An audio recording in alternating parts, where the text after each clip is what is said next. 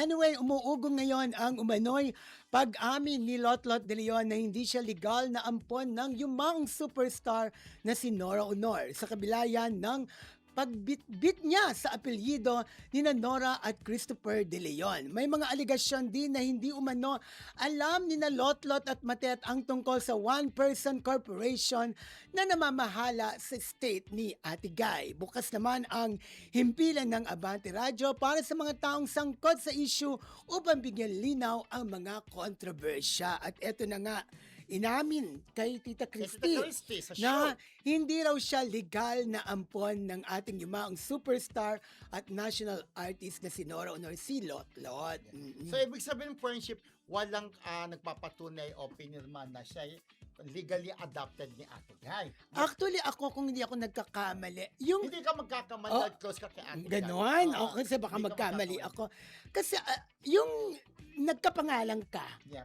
nandun ang pangalan ni Christopher de Leon at saka ni Ate Guy, matindi na yun, di ba? Matindi ng katunayan yun, di ba? Pero Oo. ano yata parang, di ba, ang pagkakalam natin talagang dala-dala niya yung apelyido ng De Leon, di ba? De Leon, Parang no? ganon. Oo. So kapag ka bininyagan, saan kaya siya bininyagan? Baka, hindi natin alam kasi istorya, baka ikaw alam mo kung saan bininyagan, kung may papel na gano'n. Pero ang pagkakasabi yata, si Ian, si Matet, at saka si Kiko, Kenneth. si Kenneth, at saka si Matet, ang dala-dala nilang apelyido, yung apelyido mismo ni Ate Guy. Villamayor.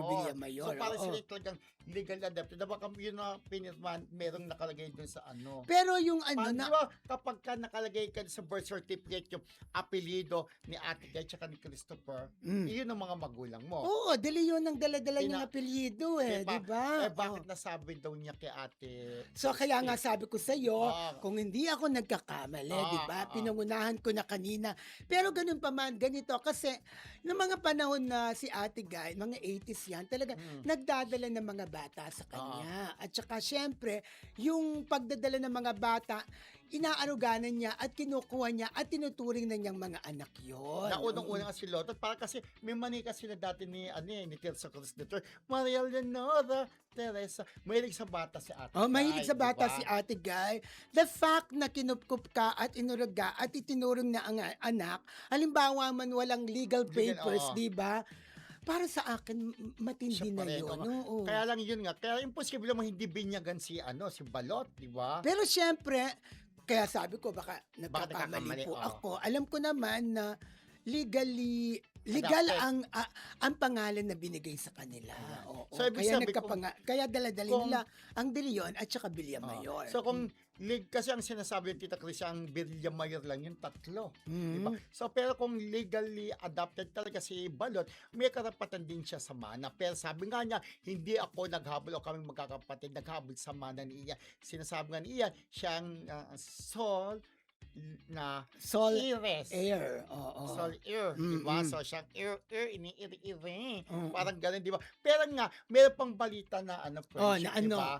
Na ang sabi daw, nung time na naghiwalay si John Rendes bilang magkaibigan, di ba, magkaibigan lang sila, close friend. Oo. Ni Ate Guy. Nung umalis na daw si doon sa tinutuluyan nila, nakapunta ka na doon dito sa Eastwood, di ba? Oo, ano yan? Siyempre, ako Oh. na kumain na tayo sa Oh. baba, pinakain tayo Oh. ni Ate Guy, ni John Rendes sa Eastwood. Tapos na doon sa Eastwood, nung umalis daw si John Sino? Rendes, naiwan yung mga gamit ni Ate Guy, na hindi din daw alam nila Balot. Kinuha daw ni Ian di umano. Yun ang kwento nga ni Tita Christy, na dinala daw ni Ian lahat ng gamit ni Alam ko, ang pagkakaalam ko dyan, Ian, ni BFF, Ate Guy. nag-usap-usap ang mga magkakapatid at saka in-endorse na lang nila kay Ian ang mga yun. Okay. Alam ko, yun So- ang pagkakaalam ko, ha? So, ibig sabihin, Oo. alam pala nila Balot. Yun ang pagkakaalam Yung ko, ha? Iba naman sa pagkakalam ni Tita Christy, di ba?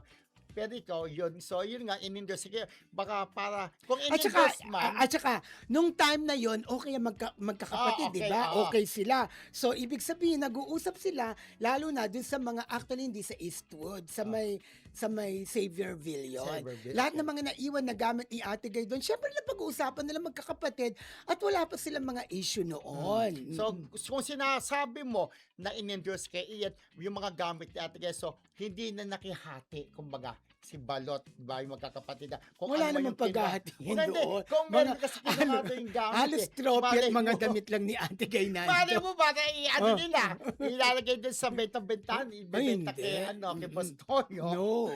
So, ibig sabihin nga, bakit nakalkal pa rin issue na yun na hindi di umano, alam daw nila Balot, na kinuha ni Ian yung mga gamit ni Ate Gay. So, tama ka. That time, okay pa yung Oo, okay. napag-uusapan nila yun. Mm. Kukunin ko na yung mga gamit ni Mama dun sa iniumbay nila sa Saberville ni John Reyes. O, sige, okay na po. Mo na iyon na lang yan. Ganun talaga. Ibenta mo na. Anyway, Charot. sana po, hangad po namin magkaayos po ang magkakapatid at syempre, alam naman namin na darating ang araw na yon, di ba?